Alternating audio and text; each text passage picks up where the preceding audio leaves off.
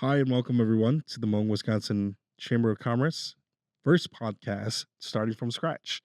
I'm your host today, Peng Mo, Regional Business Manager in the Northeastern region. This podcast series is designed to inspire and guide aspiring business owners, sharing real stories of entrepreneurship. And as we kick off our first episode, could be more excited to have Mark and Aemi Cruz from Design by Aemi. Amy, Mark, thanks for being with us today. Won't you tell us a bit about yourselves? Yeah, hi. Thank you for having us. My name is Amy. Yeah, Mark. Yeah, thank you for having us down here in Milwaukee. Yeah, and our business is a small business based out in Sheboygan, Wisconsin. That's where we currently live. And we basically, like, our products are Hmong inspired, although we cater to everybody, but our products are mainly home decor and signages. Yeah, customized to their needs. Yeah, I've seen them. They're very unique. It's a blend of traditional artistry with some modern twists. So, what inspired you to go into this? Yeah, so it actually started back in 2021 when we purchased our first home. And at the time, I was pregnant with my third baby. And when we purchased our home, 3 months, no, sorry, 3 weeks later, I like had my baby. And so I had that time to basically clean my home and get my home situated. And when you're out for like 2 to 3 months, it can get boring because you're stuck home all the time. And I remember like cleaning my home constantly, and I just felt really bored with myself. And I'm like, I should really find a hobby. And so I was looking around my home, and I'm like, I don't have anything that's Hmong inspired. And I love Hmong things, like during the pandemic, I was one of those people online buying stuff, Okay. buying Hmong clothes and stuff. But I also grew up like my mom would teach me like how to hand stitch bandao, and my grandma was sew and things like that. So I grew up to really love like the art behind our culture. And when we purchased our first home, I was like, I should make something for my home out of boredom because I needed something to do to be more fulfilling. And I had a lot of different ideas of what I should do, and that's pretty much like what sparked my inspiration. And I would just felt called to start with a door sign. And I've never made a door sign in my entire life before, but I learned how to do it. And I was like, I will incorporate my own designs so then I can have a door sign that was Hmong inspired for my own home. And that was kind of like how I started making my products. And so I started practicing my art on this door sign, and I would actually post this on Facebook just as like just to show people what I was doing during my downtime, right? And it was from there. It started from there, and people would tell me that they were interested, or I had people who would inquire like, "Hey, if you were ever to take orders, I would love to order from you." And at the time, I wasn't even good. I was still just practicing my designs, and it kind of just went from there. Yeah, Yeah, the I rest wanted is to add on history. to that. When we bought a house, it was more like now we have the space to do stuff that we want to do. I could finally buy the tools that I want to buy. I have a nice big garage space, and so for me, it was like, hey, this is a good excuse to buy all the tools that you want. Definitely is. So I went all out, bought a bunch of tools for her business. I was like, we'll write it off, we'll make it work. No, that's great. I love the story. It's so inspiring, starting a family and, just kind of jumping into it from, a simple, I don't have any kind of Hmong decor and, being raised in that cultural aspect, we're so exposed to it. And then wanting to create something from it is something else. So, here's a question for the both of you behind, every successful entrepreneur is their family. Mark, I know you play a big role in the business as well.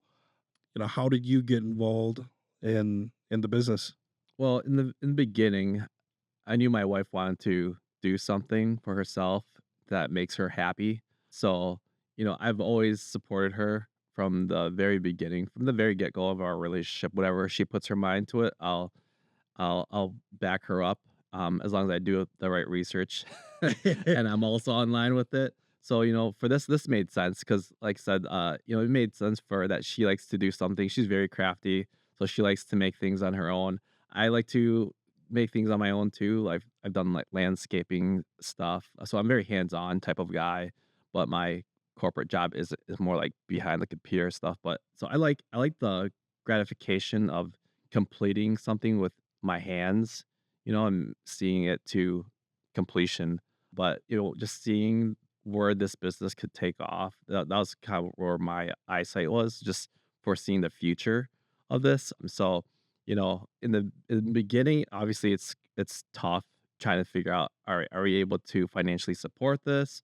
Are we able to have the right time to do this? So those were kind of our initial questions. And I think based on our current jobs at that time, we were able to financially forego this new business on the side until it basically becomes her full-time job. So in the beginning it was slow. I supported her whenever she needed support, gave advice whenever she needed the advice, but kind of let her run it on her own. And just because it's all learning curve, right? It's personal growth and business growth and mental growth all as well. So it was more like I'll just that backboard backbone support behind all of this, just letting Yeah. her do her thing. No, I love that about the support system, and I guess here's a question for you. I mean, the dynamics of working with your spouse.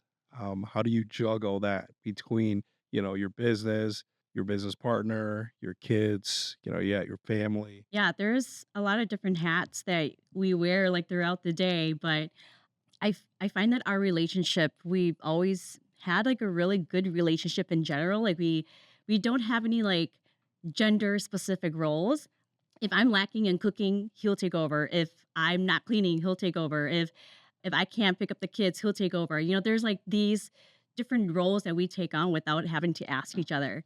So I'm very blessed to have Mark to be like that type of person that I can have a relationship with. So when us like with us building our relationship, or like our juggling our business and our personal relationship on top of like being parents, we're able to kind of do it naturally because of like I feel like we have our differences, but we use our strengths to come together and we work better that way. Yeah, S- communication is key. Yeah. Just being without having we don't really set expectations for each other.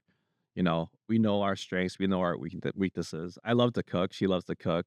I like to clean sometimes, she likes to clean sometimes, But we take turns, Yeah. when we know each other is tired, then we'll take over from there. But yeah, it's just all well balanced. That's how the way I like to think of it is, if you could have a well balanced life in your personal life, try to bring that on to your business life makes things a lot simpler. hmm Yeah. And when I mentioned that Mark and I, like, we have our differences. Like, with being parents, he's more of a morning bird, right? I'm more of a night owl. And so, like, using these strains, he can tackle what needs to be done in the morning. So, like, in the morning time, because he still works a full time job, he takes the kids and he drops them off at school.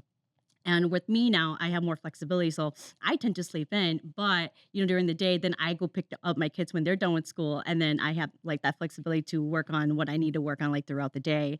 So again, like we don't have any specific roles. Like whatever you can do, I'll tackle it. Whatever I can do, then you tackle it because we have like that communication style where we kind of just flow naturally. That's great. Yeah. No, I Yeah. love that. It's very balanced, one Yes. picking up the other flaws. And that goes both ways, and it shows in, both your personal business, your professional lives.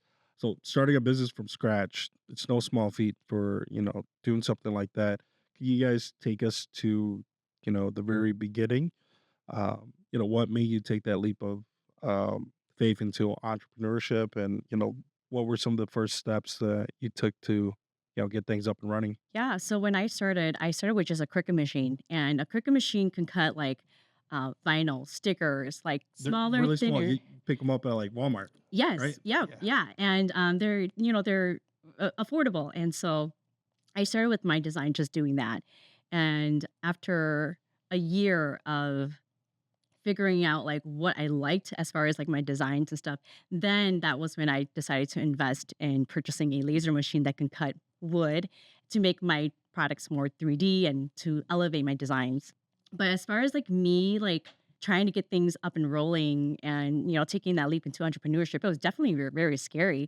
Luckily, Mark and I, we do have some experience in entrepreneurship. We have experience in network marketing back in 2015, where we were able to build a team together, and we were able to, we learned a lot about like connecting with people, building relationships with people.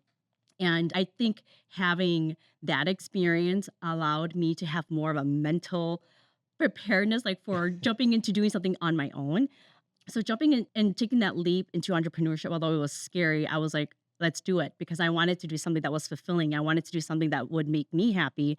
And so when I decided to take that leap, I really just started posting my stuff on Facebook, and I would join like Hmong Facebook groups, and I would just show them my artwork, just to see if there would be any sort of gain or any followers from that type of exposure, because I was comfortable like just being online and just posting my work that way. And it grew from there. Yeah, I mean, in the very beginning, it was slow, and we've tried to expose our closest friends to the products that we're making, and thankfully, like some of our closest friends, they would order like large amount of products all in one go ahead round, where we're like, oh wow, okay, we actually have to do work now. No, We that's great. actually Yeah. have to do something, and like thankfully for them, they're the ones who kind of pushed us to get more creative because they'll be like, hey, we want this many door signs with these different last names, and it was just a way for us to open up our creativity even more that way. And it wasn't like entirely all Hmong in the beginning. It was all various different backgrounds of ethnicities out there that reached out to us. So that helped us cultivate our creativity from the start through our friends, and then just constantly ordering things. And kind of like from there on, once people started seeing the actual products being put out, it was more like now more people are getting more curious. "Hey, can you do this? Can you do that?" Adding more on. And we were like, "Yeah, we could do whatever you guys want to. We'll be flexible. We'll work with you." Our customers are really what helps us grow and develop and push us to see where our limits are. And there are times where even myself, I was based on the, I would say, technology and tools I had, I wasn't able to make it for them, but I told them, "Hey, follow up with me in a year. I should have the tools by then, Love that. Yeah. I should have the experience by then." And yeah, that's really how it comes down to. We kind of had to we found out like, we do have limitations. There'd be times where when we experienced the first coldness in Sheboygan, it was like -10 degrees and I'm working in my garage and I realized that wood glue is really brittle, you It's know? not gonna work. Yeah, Yeah. I dropped one piece of wood and it shattered, So it's like things like that, and then trying to adapt to those situations and try to make things better for the future. Because yeah, I mean, we all have big goals. Me and my wife, we dream to make bigger products. Sometimes I joke around and we make a family sign that's 8 feet wide by like 10 feet tall, something very large, but it's a fun thing to do and to actually think about when our customers come to us with all these ideas. I love what you said about how you're limited by the tools. That just reminded me of like Iron Man and how his dad was like he's limited by his era. So true. I mean, you just didn't have all the tools from what do you use? Milwaukee, Ryobi? Milwaukee. Oh, you know, Yeah. yeah. Well, I do have um, somewhere I own all the tools, but yeah, more mainly Milwaukee. that tool was like one of my intro brands that I got. Nice. They had it's so affordable.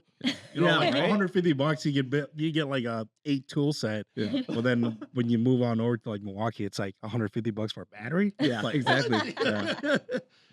okay, Amy, across the state, there's hundreds, if not thousands, of individuals out there that started a side business, side hustle. Did you have a full time job before while doing Design by Amy, and at what point did you make that leap into doing this full time? So when I purchased my laser machine, I was really determined that I had to pay this laser machine off. Okay. So that was what led us into going to vendor events. And when I was working full time and doing the vendor events, it was again very hard to tackle everything, prepping everything ahead of time for like our vendor events. But I knew that if I wanted to get well known, I have to get out into the community. I had to get out to the people. And so when we started doing vendor events, we were just promoting like small products, and that was like pretty much our first couple of events. And then it wasn't until like our third event, which we hit up like the soccer tournament, and we sold out of our product at that event. And Mark and I just saw the potential of, okay, if people are buying my products, maybe we could go even bigger and we could possibly do this more full time. And that's when we hit up like our fourth event, and we were seeing like the results that we wanted. Because, when you want to leave something and pursue this part like full time, you had to weigh out like the options, right? You have to like figure out, okay, will there be some sort of security, some sort of hope that this will work out? And when we were seeing that at these vendor events, that's when it was much easier for us to come into that decision, like, let's give this a try and do this full time. The decision into doing that it wasn't easy because we had to really talk about like Everything. everything, our finances, and if this is something that could work. And yeah, there's a lot of risk, because this is something that it's not stable yet. Yeah. Like we weren't sure where things were gonna go, but because we saw the potential in doing vendor events and getting ourselves out there, that's when I decided I think that it's a good time to leave my full time Yeah. job. It was tough, I'll say too, because at the same time, I was brand new to my role at my corporate job there, and I just got accepted to my MBA at the same time when she decided to go full time. Another scary moment. Yeah, so I was like, "All right, how am I gonna juggle this? We got kids, and I got my MBA that I'm about to start, and I got a new job, new role. I'm still at the same job, just different departments, but there's still a learning curve to it. So it's like learning three different things at the same time, and how am I going to juggle with it? And for me, I like to stay busy. I feel like I've always stayed busy all throughout my life, and I always like think back to my dad when growing up. He used to work two full time jobs for 13 years during the day, come home like for 2 3 hours, then go to his other job at nighttime and work there. And I always be like, I think I could do that too. It's tough. It's really rough. Trying to do that, especially with kids. But with this, I was like, you know what? It's a lot. I feel like it's slightly easier because I mean, for one, I work from home as well too, and I was trying to figure out ways I could juggle all 3 at the same time, while she decides to finally go in full time. I knew it was gonna be a tough decision to do, like, tough journey, but hey, I just graduated last December and, look where we are now. Mark, thanks for sharing your story. With all the transition between, starting a new job, buying a house, and Amy starting this side business and taking a leap of faith. What happened next? Yeah, so when I was going to quit my full-time job, I actually took something part-time. I found a job locally that would accept me part-time and offered flexibility in my hours, and so I did that as a backup in case anything were to happen to my business. I would at least have something to fall back on, and so I did that, and they were very flexible with my hours, and so I had the time to really focus more on my business. That's when I started taking that on, like, more full-time, and we started doing more and more events. That year when we started doing vendor events, again, it started with just a few vendor events in the beginning of the year, and then it was coming into, like, the new year. And so we were like, well, yeah, let's go big or go home. And we hit up the Minnesota New Year. We hit up the Milwaukee New Well, those Year. two big ones, yeah. Yep, in the Midwest. And then we were like, let's hit up Fresno. And Oh gosh. Okay. we have a lot of customers pretty much like nationwide. And I have a lot of customers out in California. And so Fresno has always been a new year that I wanted to attend.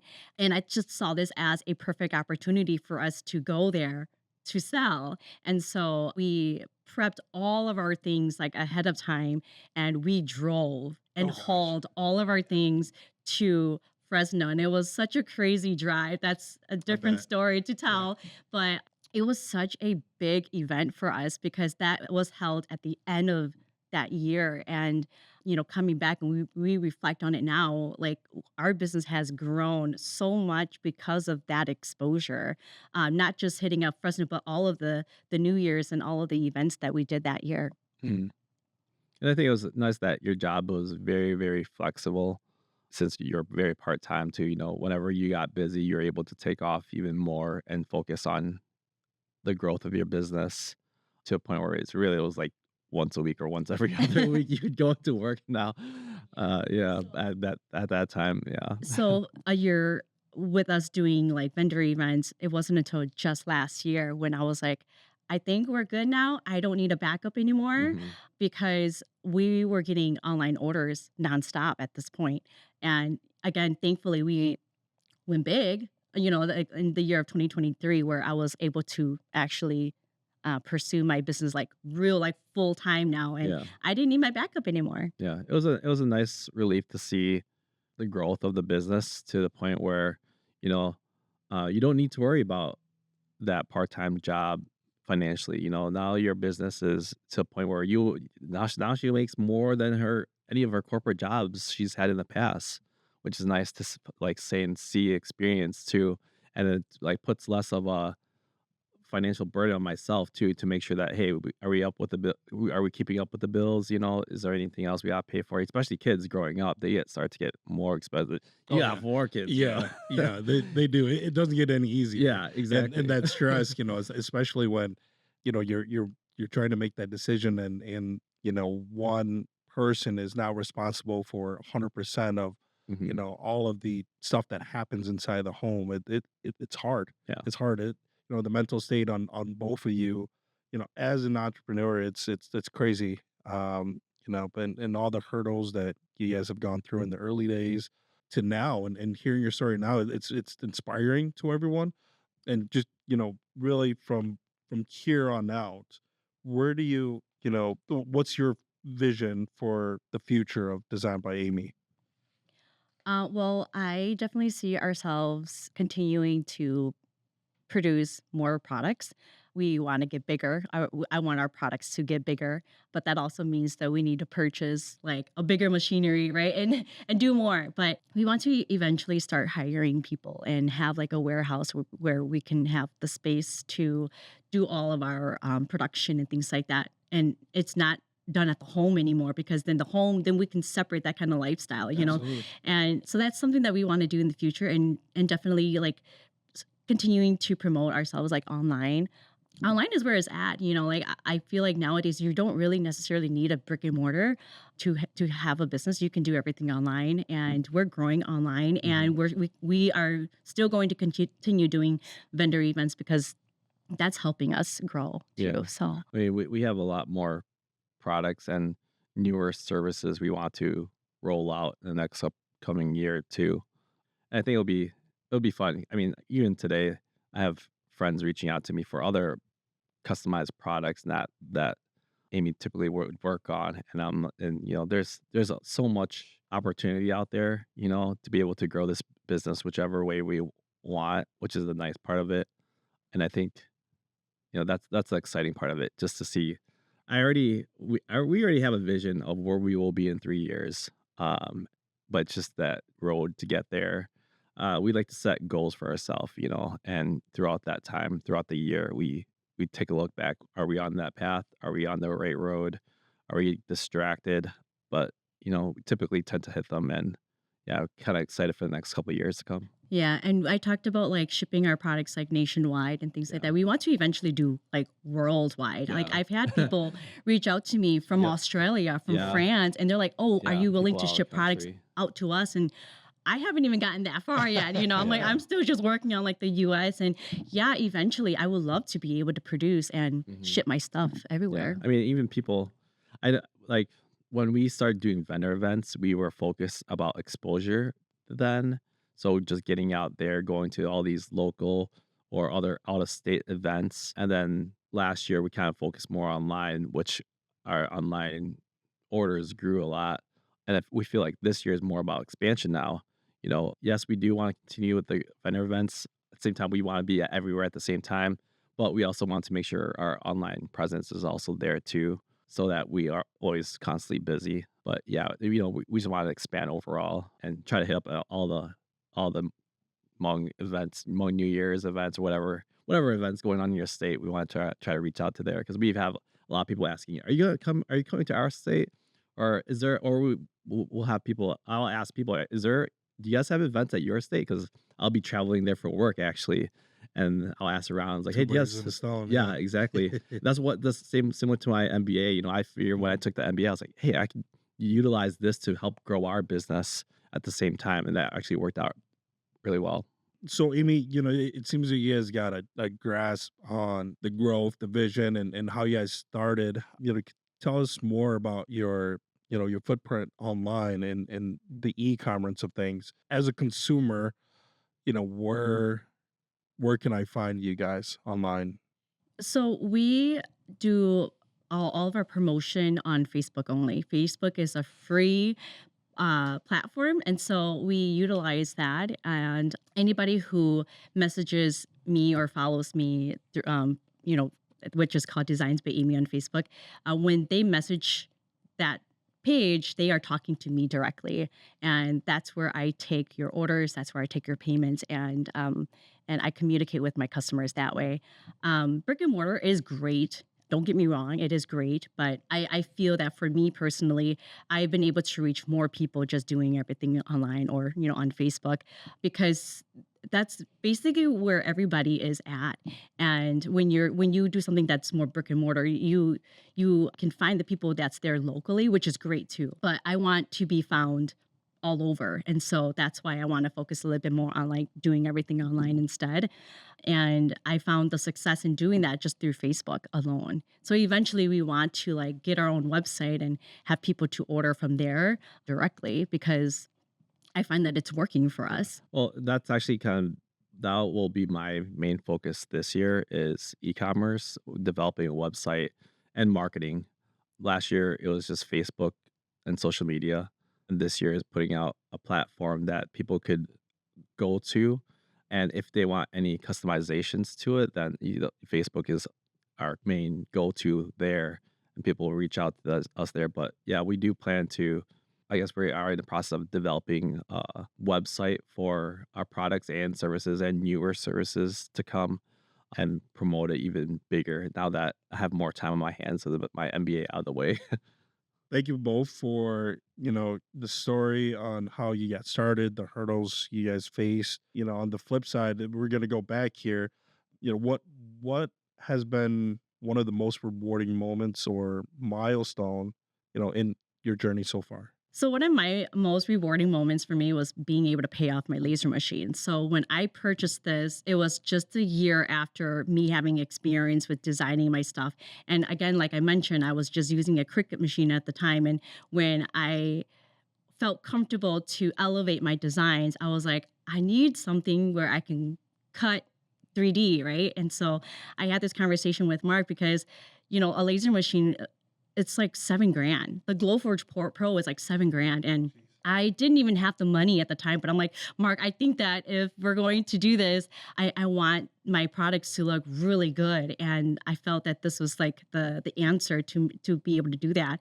And so I actually purchased this laser machine and I put it on a payment plan. But because I was able to do that, I was so determined to pay it off. And that was the same year when we decided to venture out into doing vendor events because again, you had to get out to the community if you wanted to become known or you wanted some Just that exposure. exposure. Yes. Yeah. And so I was like, well, if I'm going to pay this machine off, I'm going to have to try to get myself out there. And that's exactly what we did. And it was scary Yeah. because Another leap. yeah, it's so many leaves into like this entire journey, but I just have faith in myself. I had the belief that I can do it. And so, yeah, there were a lot of like risk and all of that, but I was like, let's give it a try because you don't know if you don't try, right? And so I was able to pay that off, including like the interest, just a little over a year. Oh, great. And That's I was so relieved because, like, like with me trying to make monthly payments, those were like the sales that I was getting just enough to pay that off for that month. And so when I was able to pay it off, it was such a big relief for me because I'm like, I get to finally keep my profits. I could absolutely. use this and I could like use it for whatever I want now, which was like a huge Yeah, rewarding. more tools, yeah. That's when your assets, really start paying for themselves and they become, cash and profit to you. And, the story, your story, and, it's so inspiring to, hear. I'm sure it's going to resonate with a lot of our listeners. If you could give a piece of advice, a couple pieces of advice, what's, for someone that is starting, their journey, what would it be? My piece of advice for someone who is starting from scratch is to do it from the heart. You have to love what you do. You have to find your own happiness in what you do and do it authentically.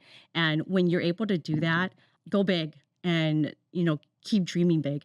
And I am a huge believer that if you dream with no goals, those are just dreams. Like you have dreams and you have all these dreams, but you don't do anything about it, like nothing is going to happen. And so if you want to start a business, just do it. Go for it. And even if there are risks, even if people don't believe in you, you believe in yourself and you go for it and you do it yourself because you can't let that person who doesn't believe in you, you can't let that person stop you. If you really want to pursue something, you have to do it from the heart and you really have to just do it hard. Stole my idea, but anyways, my piece of advice would be on top of goals is staying focused. One of our previous mentors, he used to say, keep the main point the main point. In the beginning, it is going to be very tough. There, it is going to be slow. There are going to be many distractions along the way, and at the same time, with you finally taking that step to build your own business, you feel like you want to be an expert at everything, but in the end of it, you can't be an expert at everything, and that's just only going to slow you down. So just keep the main point, and just move forward with what you got. It doesn't need to be perfect. You just gotta keep on going, stay focused, true to those goals, and take time to reflect on your journey there to make sure that you are on the right path. Sure, there could be some bumps in the road that you might have to take a different route to get to your goals, but try to visualize your goals in the future and stay confident with it, because it is your choice. There are people out there, that for just some odd reason, they don't like the idea of starting your own business, and that's totally fine as long as you're confident about it and you're true to yourself and you work hard at it, and you give it your all, it will really show how much you've personally changed as a person and just be having that confidence in starting your own business. How about some advice for, our folks online that, are in the same industry? There's a lot of folks out there doing purses, clothing, general merchandise from jewelry to other crafts. How do you guys, keep your customers happy? With just the Facebook page, how do you engage in your customers? I promote a lot through reels and just taking pictures of my products. People, when they stalk you on your Facebook page before they ever buy from you, they will look at your photos. So you want to make sure that your photos are clear and Instagram worthy? yes, Yeah. yeah. Is that even a thing anymore? Maybe And you can bring not it only back. that, but people love to see you work. So I've done reels with me just putting my stuff together. I don't even have to speak or anything like that. It's just a time lapse of me just putting my designs together, and people love to see that Oh, yeah. because Yeah. they I've know that you're actually doing Yeah. something behind the scenes. Instead of just a photo of the finished products, they like to see the process of it.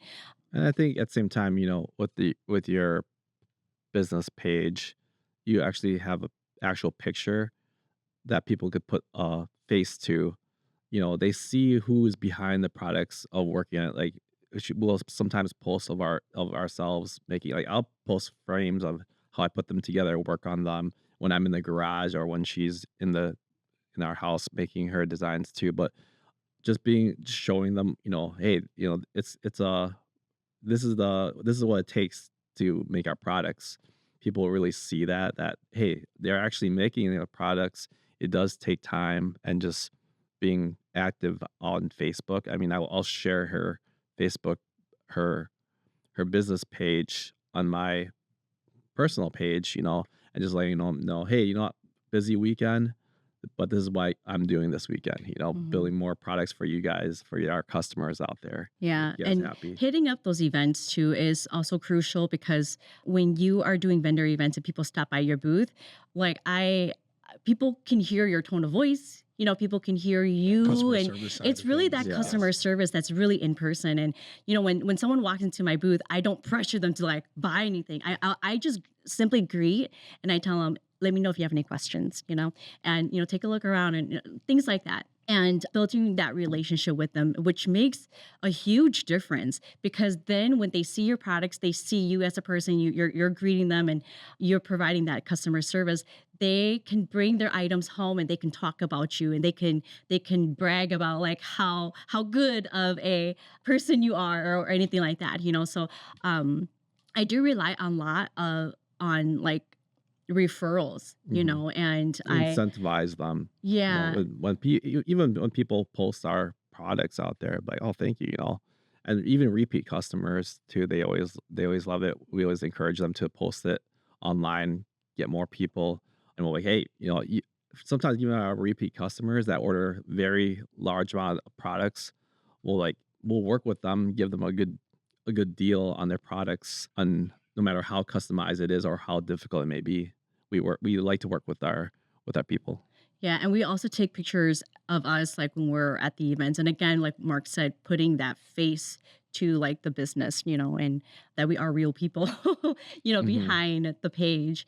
And we also talk about like just how we're like what we're doing and what to look forward to. mhm. We're Y very Yeah, we open. try to be transparent, especially, even, this past, season, like Christmas season, we've had some difficulties, like, trying to keep up with orders, but, half of it was personal reasons, other half is just the holidays in general, like having Christmas and then New Year's and then all, cold weather, things will happen no matter what.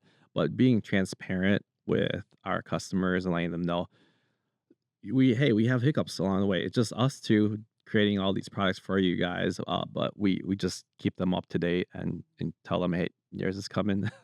We're catching up with all our orders now, which is nice. Yeah. But yeah, just being transparent as much as possible. Yeah, it is definitely really hard to build trust, especially when someone's out in California and they're just looking at our website or our page and figuring out, oh, like do I even trust this person? But because we keep posting products that are being shipped out, like here's this haul of things that's being Hmm. shipped out the door, they see that okay, they are putting in the work. They are seeing that okay, people are ordering from you, and that I think that also helps to build the trust with those people. Amy, Mark, thank you both for being here today with us on our very first episode. Thank You you. know, where could our listeners find you? Yeah, we can be found on Facebook. That is where we are most active. So Hmm. it's Designs by Amy. And my name is spelled a little funky, but it's Aemi. Perfect. We'll add that to our podcast page so all our listeners could go on and find you guys online as well. Thank you. Thanks so Thank much you. for having us. Yeah, thank you. To our listeners, thank you for tuning in to our first podcast episode. We hope you enjoyed hearing Designed by Amy. Be sure to tune in to our future episodes where you'll find Wisconsin entrepreneurial stories to inspire, teach, and connect with. So until next time, keep pushing forward. Take care. See you on the next episode.